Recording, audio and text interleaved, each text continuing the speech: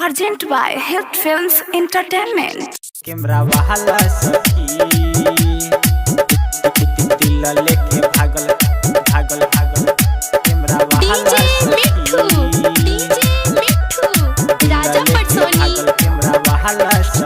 रहे दीदीए के शादी में आई हमें देख देख के कोयला से समाई हमें देख देख के कोयला से समाई रहे दीदीए के शादी में आई हमें देख देख के कोयला से समाई ले ले रहे उहो लाइट मारे हमारा के लाइन ले ले रहे उहो लाइट मारे हमारा के लाइन धैले रहे गमछा काला सखी केहू से ना कोई नी हम हाला सखी दिल लेके भागल कैमरा वाला सखी केहू से ना कोई नी हम हाला सखी दिल लेके भागल कैमरा वाला सखी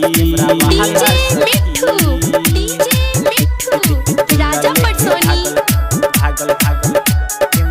Present by Health Films Entertainment. पंचमुखी चौक कलवारी मझरिया।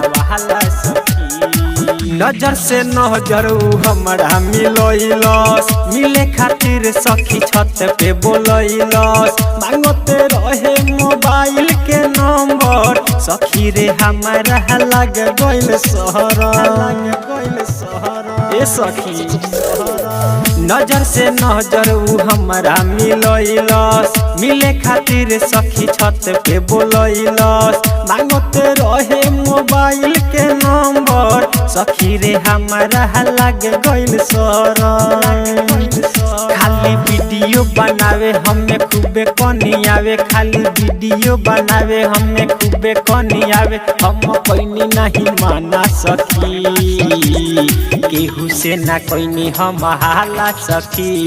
दिल लेके भागल कैमरा वाला सखी केहू से ना कोई नहीं हम हाला सखी दिल लेके भागल कैमरा वाला सखी दिल लेके भागल भागल भागल कैमरा वाला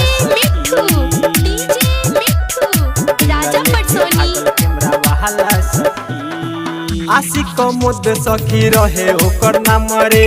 राइटर रमेश सके रखले बसाथ रे रंजन रफी के मारे नु चांस रे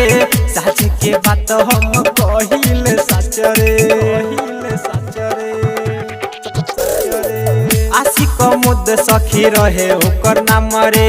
राइटर रमेश सके रखले बसाथ रे रंजन रफी के मारे नु चांस रे सच के बात हम कहिले सच रे